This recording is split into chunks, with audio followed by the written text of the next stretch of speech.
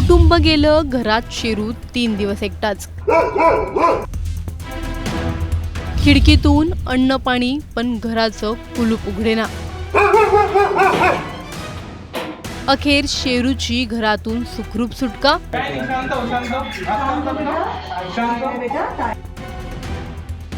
एक घर, घरात शांतता आणि त्या शांततेला चिरत 3 दिवस एकच आवाज येत होता, शेरूच्या भुंकण्याचा। ज्या घरात काही दिवसांपूर्वी कुटुंबाचा हसरा संसार होता, त्याच घरात आता हा मुका जीव एकटाच अडकला होता। त्याचे मालक परत येणार नाहीत हे कदाचित त्याला कळलंही नसेल, पण घराबाहेर कुणीच दिसत नसल्याने तो घाबरला होता।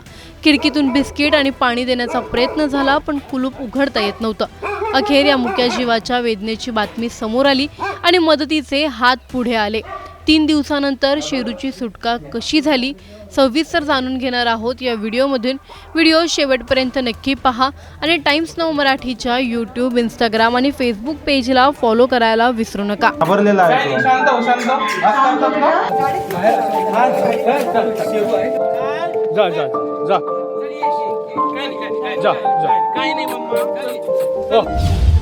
छत्रपती संभाजीनगरच्या तिसगाव शिवारातील खवड्या डोंगरावर झालेल्या दुर्घटनेनं चांदवडे कुटुंब अक्षरशः उद्ध्वस्त झालं। या दुर्घटनेत कुणाल चांदवडे आणि त्याच्या आईवडिलांचा दुर्दैवी मृत्यू झाला। एका क्षणात कुटुंबावर दुःखाचा डोंगर कोसळला। मात्र या सगळ्यापासून अनभिज्ञ असलेला त्यांचा लाडका श्वान शेरू घरातच बंद राहिला।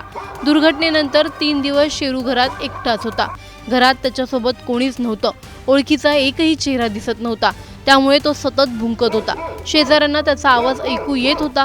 त्यांनी खिडकीतून बिस्किट आणि पाणी देण्याचा प्रयत्न केला, मात्र घराला कुलूप असल्याने त्याला बाहेर काढणं शक्य होत नव्हतं। शेजारच्यांसाठीही ही परिस्थिती अत्यंत अस्वस्थ करणारी होती। एका बाजूला चांदवडे कुटुंबावर आलेलं दुःख आणि दुसऱ्या बाजूला घरात अडकलेल्या शेरूची अवस्था। नातेवाईकही अंत्यविधी आणि इतर विधींमध्ये व्यस्त असल्याने शेरूची तातडीने सुटका करणं शक्य झालं नाही। त्यामुळे या मुक्या जीवासाठी मदतीचं आवाहन करण्यात आलं। याच दरम्यान शेरूची ही व्यथा समोर आली आणि त्याच्या मदतीसाठी आपला पेट लव्हर्स असोसिएशन पुढे आली। संस्थेच्या सदस्या बेरिल सेंचिस यांनी चांदवडे कुटुंबियांशी संपर्क साधला। अंत्यविधी आणि अस्थि विसर्जनाचे विधी पूर्ण झाल्यानंतर शेरूला ताब्यात देण्याची प्रक्रिया करण्यात येईल असं कुटुंबियांकडून सांगण्यात आलं आणि अखेर तो दिवस उजाडला। रविवारी दुपारी सुमारास आपला पेट लव्हर असोसिएशनचे पदाधिकारी चांदवडे कुटुंबियांच्या घरी पोहोचले। कुणाल यांचे आजोबा बबनराव पाटील यांनी घरात जाऊन आधी शेरूला शांत केलं, त्यानंतर त्याच्या गळ्यात पट्टा बांधण्यात आला आणि सुरक्षेसाठी तोंडाला जाळी लावून शेरूला घराबाहेर काढण्यात आलं। मात्र घराबाहेर आल्यानंतरही शेरूची अवस्था पाहून उपस्थितांचं मन हेलावलं। 3 दिवसांपासून तो बंदिस्त होता। त्याच्या आजूबाजूला त्याला ओळखीचा एकही माणूस नव्हता, त्यामुळे तो प्रचंड घाबरलेला होता आणि जवळ येणारा प्रत्येक व्यक्तीपासून स्वतःचा बचाव करण्याचा प्रयत्न करत होता। श्वानप्रेमी बेरिल सेंचिस यांच्या मते शेरूला सध्या शारीरिक उपचारांपेक्षा मानसिक आधाराची जास्त गरज आहे। अचानक घरातील सगळेजण नाहीसे झाल्याने त्याच्यावर मोठा मानसिक परिणाम झाल्याचं दिसतंय। त्यामुळे पुढील काही दिवस त्याला सुरक्षित आणि शांत वातावरण देण्यात येणार आहे। शेरूला आता साधारण 10 ते 12 दिवस महानगरपालिकेच्या जागेवर संस्थेच्या देखरेखीखाली ठेवण्यात येईल। त्याची भीती कमी व्हावी, तो पुन्हा माणसांमध्ये मिसळावा आणि त्याला सुरक्षित वाटावं यासाठी प्रयत्न केले जाणार। त्यानंतर चांदवडे कुटुंबीय किंवा एखादा श्वानप्रेमी त्याची जबाबदारी स्वीकारण्यास तयार असल्यास शेरूला त्याच्याकडे सोपवलं जाणार आहे। ज्या घरात शेरू आपल्या कुटुंबियांसोबत राहत होता, त्याच घरातून आज त्याला बाहेर पडावं लागलं। पण यावेळी त्याला घेण्यासाठी त्याचे मालक नव्हते। त्याच्या डोळ्यांसमोर घर होतं, आठवणी होत्या, पण त्यांची तो वाट पाहत होता, ते मात्र पुन्हा कधीच परतणार नव्हते। कधी कधी माणसाचं दुःख शब्दात व्यक्त होतं, पण मुक्या जीवाचं दुःख फक्त त्याच्या डोळ्यात दिसतं। शेरूला कदाचित आजही वाटत असेल की त्याचं कुटुंब कधी ना कधी परत येईल, पण त्याच्या आयुष्यात आता एक मोठी पोकळी निर्माण झाली आहे। मात्र या सगळ्यात एक दिलासादायक गोष्ट म्हणजे 3 दिवस घरात अडकलेल्या शेरूला अखेर मदतीचे हात मिळाले। आता गरज आहे ती त्याला फक्त आसरा देण्याची नाही, तर पुन्हा माणसांवर विश्वास ठेवायला शिकवण्याची। शेरूची जबाबदारी कोणी स्वीकारावी का? तुमच्या मते अशा मुक्या जीवांना अशा परिस्थितीत आपण कशी मदत करू शकतो? तुमचं मत कमेंटमध्ये नक्की कळवा। व्हिडिओ लाईक व शेअर करायला विसरू नका। तसंच अशा नवनवीन अपडेट्ससाठी आणि माहितीपूर्ण व्हिडिओजसाठी टाइम्स नाऊ मराठीला नक्की फॉलो करा। अमरावती रुग्णालयात व्हेंटिलेटरचा स्फोट, पहाटे 3:30 वाजता नवजात कक्षात अचानक आग। रात को 3 बजे के करीब में ये भाई आया उठाने को, अंगार लग गई। वो चक्कर में फिर हम सबके सब भागे वहाँ पर। हम आगे तो अंगार जरा अच्छी पकड़ ली थी उनने। व्हेंटिलेटरचा संशय, धुरात 3 चिमुकल्यांचा मृत्यू। 9 बच्चे थे जिसमें से अपन 6 बाहर निकाल पाए अच्छी तरह और 3 के डेथ हो गई। 6 अर्भकांवर उपचार सुरू, रुग्णालयाच्या अग्निसुरक्षेवर गंभीर प्रश्न। जब मेरी वाइफ आईसीयू में गई थी तब वहाँ पे उसको ब्लास्ट का आवाज आया। मेरी वाइफ अंदर जाके देखी तो आग लगी थी वहाँ पे। तो जो 3 बच्चे उनके डेथ होने के बाद में उनको पीएम के लिए भेजा गया है। बाकी अभी चौकसी के बाद में सामने आएगा कि क्या कारण। रात को 3 बजे के करीब में ये भाई आया उठाने को, अंगार लग गई। वो चक्कर में फिर हम सबके सब भागे वहाँ पर। वहाँ आगे तो अंगार जरा अच्छी पकड़ ली थी उनने। अगर प्रशासकीय कमतरता कहीं दिख रही है तो किसी को इसमें बख्शा नहीं जाएगा। वेंटिलेटर ब्लास्ट होता है जब तो ये क्यों कैसे हुआ, दोषी मिला तो उसको छोड़ा नहीं जाएगा, इतना पक्का। पहाटेची वेळ, रुग्णालयात सगळीकडे शांतता आणि एका कक्षातून अचानक धुराचे लोट बाहेर येऊ लागले। काही क्षणातच नवजात बाळांच्या कक्षात गोंधळ उडाला। डॉक्टर आणि नर्स धावले, बाळांना वाचवण्यासाठी शर्थीचे प्रयत्न सुरू झाले। पण या धावपळीत 3 चिमुकल्या जीवांचा श्वास कायमचा थांबला। अमरावतीच्या जिल्हा स्त्री रुग्णालयात घडलेल्या या काळजाचा ठोका चुकवणाऱ्या घटनेने संपूर्ण महाराष्ट्र हादरला आहे।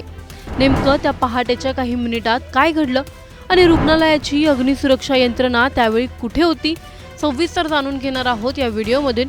व्हिडिओ शेवटपर्यंत नक्की पहा आणि टाइम्स नाऊ मराठीच्या यूट्यूब, इंस्टाग्राम आणि फेसबुक पेजला फॉलो करायला विसरू नका। अमरावतीच्या जिल्हा स्त्री रुग्णालयात सोमवारी पहाटे घडलेली घटना कोणाच्याही काळजाचा थरकाप उडवणारी आहे। 3ऱ्या मजल्यावर असलेल्या नवजात शिशु अतिदक्षता विभागात पहाटे 3:30च्या सुमारास अचानक आग लागली। या कक्षात प्रीमॅच्युअर, कमी वजनाची आणि गंभीर अवस्थेतील नवजात बाळांवर उपचार सुरू होते। अचानक झालेल्या या दुर्घटनेमुळे काही क्षणातच संपूर्ण कक्ष धुराने भरून गेला। प्राथमिक माहितीनुसार व्हेंटिलेटरमध्ये अचानक स्फोट झाल्यानंतर आग लागल्याचा संशय आहे। त्यानंतर आगीने कक्षात वेगाने फैलाव केला। ड्युटीवर असलेल्या डॉक्टर, नर्स आणि इतर कर्मचाऱ्यांनी परिस्थिती लक्षात येताच बाळांना बाहेर काढण्याची धावपळ सुरू केली। त्या क्षणी प्रत्येक सेकंद महत्त्वाचा होता। एका बाजूला आगीचा धोका आणि दुसऱ्या बाजूला जीवासाठी झुंजणारी नवजात बाळं। अशा परिस्थितीत कर्मचाऱ्यांनी अनेक अर्भकांना सुरक्षितपणे बाहेर काढण्याचा प्रयत्न केला। भागा दौड़ी भी ऐसी कि बेचारे जो डॉक्टर लोग हैं, सिस्टर ने वहाँ पर, वो भी ऐसा रो के बच्चों को बाहर ले रहे थे। और दूसरी बात, जैसे कि वहाँ फिर गाड़ी आई, पानी आने बुझाना भी चालू हुआ। उसके बाद में फिर हम लोगों को काफ़ी अंगार लगी। उसके बाद में फिर हमको किसी को सुपर में, किसी को डफरी इसमें मीडियम में, उसके बाद में यहाँ पर हेमंत मोड़ के यहाँ पर शिफ्ट करे हमको। या कक्षात एकूण 9 नवजात बाळं होती। त्यापैकी 6 अर्भकांना तातडीने बाहेर काढून सुपर स्पेशालिटी रुग्णालयात हलवण्यात आलं। काही बाळांच्या हाताला आणि पायाला भाजल्याची माहिती आहे। त्यांच्यावर सध्या उपचार सुरू आहेत। मात्र या बचाव कार्यादरम्यान 3 चिमुरड्या जीवांना वाचवता आलं नाही। धुरामुळे गुदमरून त्यांचा दुर्दैवी मृत्यू झाला। या घटनेनंतर मृत्यू झालेल्या 3 बाळांच्या कुटुंबियांवर दुःखाचा डोंगर कोसळला आहे। पुलगाव, वर्धा येथील पूजा बोरगे यांच्या मुलाचा या दुर्घटनेत मृत्यू झाला। अंजनगाव, सुरजी तालुक्यातील मुरखेड येथील गायत्री आणि प्रफुल्ल चोपडे यांच्या मुलाचाही मृत्यू झाला। तर चिखलदरा तालुक्यातील बोराळा येथील किरण बेठेकर यांच्या मुलीचा या आगीत जीव गेला। ज्यांनी आपल्या बाळाला वाचवण्यासाठी रुग्णालयावर विश्वास ठेवला, त्यांच्याच डोळ्यांसमोर आता हा काळा दिवस उभा ठाकला आहे। कि आग बहुत जल्दी, बहुत ताकत से लगी थी। कि बच्चे की निकलने की ताकत भी उम्मीद नहीं थी नर्स लोगों की कि बच्चे निकाल सकती है या नहीं निकाल सकती। तभी भी उसके अंदर 4-5 बच्चे अटके हुए थे वेंटिलेटर के अंदर आजू बाजू के। तो आग इतनी बढ़ गई थी कि खूब ही ज्यादा। सर्वात गंभीर प्रश्न उपस्थित होतो तो रुग्णालयाच्या अग्निसुरक्षा व्यवस्थेवर। हा नवजात शिशु अतिदक्षता विभाग अवघ्या वर्षभरापूर्वी सुरू करण्यात आल्याची माहिती आहे। मग आग लागल्यानंतर अग्निशामक यंत्रणा तातडीने कार्यान्वित का झाली नाही? आग नियंत्रणात आणण्यासाठी आवश्यक यंत्रणा आणि प्रशिक्षणाची व्यवस्था होती का? नवजात कक्षात तैनात असलेल्या कर्मचाऱ्यांची आपत्कालीन परिस्थितीसाठी पुरेशी तयारी होती का? या प्रश्नांची उत्तरं आता रुग्णालय प्रशासनाला द्यावी लागणार आहेत। जिल्हा स्त्री रुग्णालयाच्या 3ऱ्या मजल्यावर नवजात बालकांसाठी 3 अतिदक्षता कक्ष आहेत। या 3ही कक्षांची मिळून 39 बालकांची उपचार क्षमता असल्याची माहिती आहे। त्यामुळे एवढ्या संवेदनशील विभागात अग्निसुरक्षेची व्यवस्था किती सक्षम आहे याची चौकशी होणं अत्यंत महत्त्वाचं आहे. व्हेंटिलेटरमध्ये नेमका स्फोट कशामुळे झाला, आग किती वेगाने पसरली आणि बचाव कार्यादरम्यान कोणत्या अडचणी आल्या याचाही तपास होणं गरजेचं आहे. या दुर्घटनेनंतर आजूबाजूच्या कक्षांमधील काही बाळांनाही खबरदारी म्हणून सुपर स्पेशालिटी रुग्णालयात हलवण्यात आलं आहे. सध्या जखमी आणि उपचार घेत असलेल्या अर्भकांच्या प्रकृतीकडे डॉक्टरांचं लक्ष आहे. मात्र 3 कुटुंबांच्या आयुष्यातील ही पहाट कधीही न विसरता येणारी ठरली. चौकसी की इसमें मालूम करें कि इलेक्ट्रिक का शॉक का है, क्या मशीन का है, तो या और क्या इलेक्ट्रिक इंजीनियर उनके टेक्नीशियन अपन ने बुलाए हैं, उसके बावजूद पता लगेगा. एका रुग्णालयात उपचारासाठी आलेली ही चिमुकली बाळं ज्यांना स्वतःचा जीव वाचवण्यासाठी मदत मागताही येत नव्हती, त्यांच्यासाठी डॉक्टर आणि रुग्णालय शेवटची आशा होते. पण त्याच ठिकाणी 3 नवजात जीवांचा अंत झाला. ही केवळ आग नव्हे तर रुग्णालयाच्या अग्निसुरक्षेवर पुन्हा एकदा गंभीर प्रश्नचिन्ह उभं करणारी दुर्घटना आहे. आता प्रश्न एकच, या 3 चिमुरड्यांच्या मृत्यूला नेमकं कारणीभूत कोण? यंत्रणेची चूक, निष्काळजीपणा की तांत्रिक बिघाड? तपासातून सत्य समोर येईलच, पण गेलेले 3 जीव पुन्हा परतणार नाहीत. या घटनेबाबत तुमच्या परिसरातील रुग्णालयांमध्ये अग्निसुरक्षेची व्यवस्था पुरेशी आहे का? तुमचं मत आम्हाला कॉमेंटमध्ये नक्की कळवा. व्हिडिओ लाईक व शेअर करायला विसरू नका. तसंच अशा नवनवीन अपडेट्ससाठी आणि माहितीपूर्ण व्हिडिओजसाठी टाइम्स नाऊ मराठीला नक्की फॉलो करा.